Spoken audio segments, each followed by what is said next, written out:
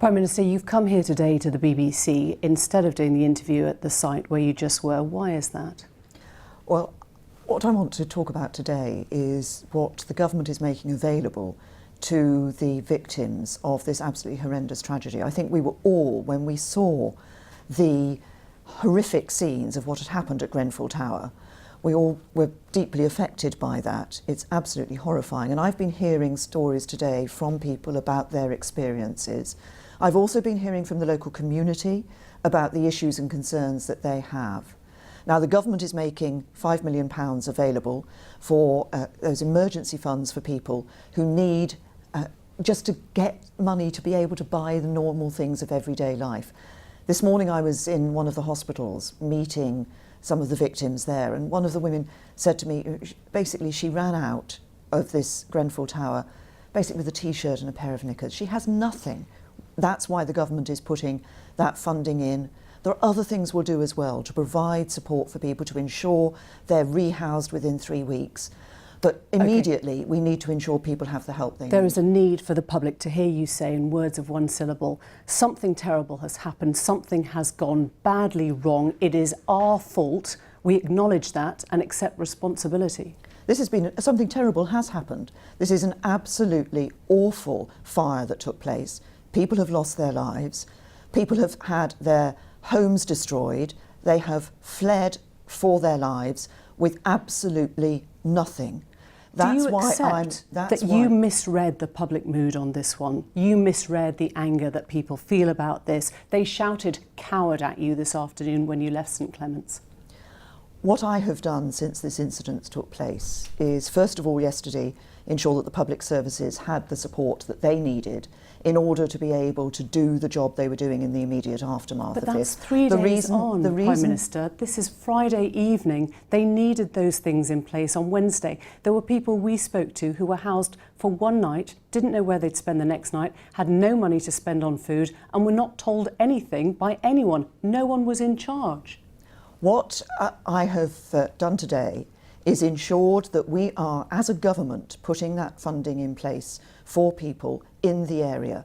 This has been an absolutely terrifying experience. When did they get that funding? When are they told where they're going to be housed? It has been a terrifying experience for people.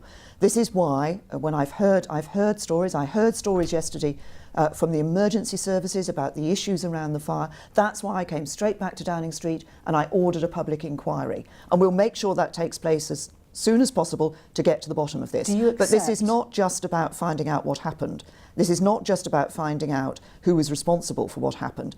It's about ensuring that support is there, here and now. But why wasn't it there in place? Any other tragedy, flooding, you would have had the army there, you would have had organisers. I was there on the ground, I saw the chaos for myself. There was no one in charge and there was nobody willing to accept responsibility.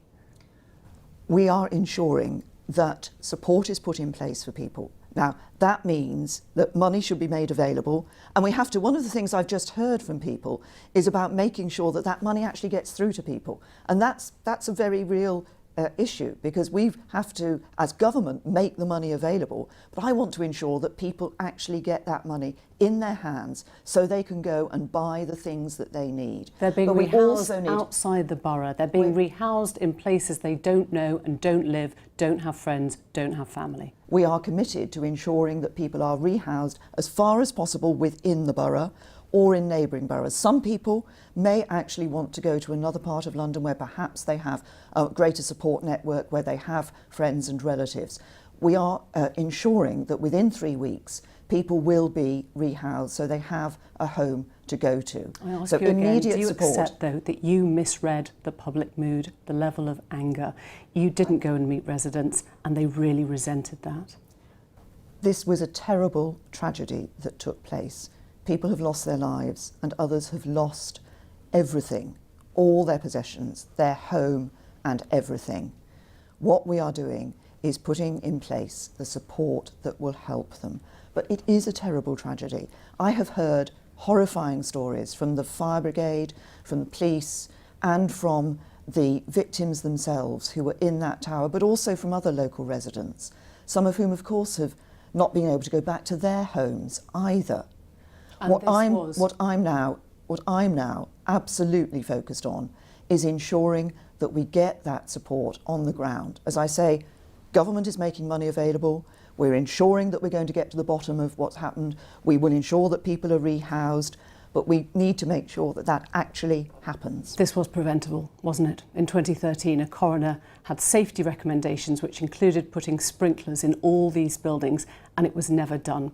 There were two types of material that could have been used in the cladding. One was flammable and one was fireproof, and the fireproof one cost £2 more. Was that not £2 worth spending?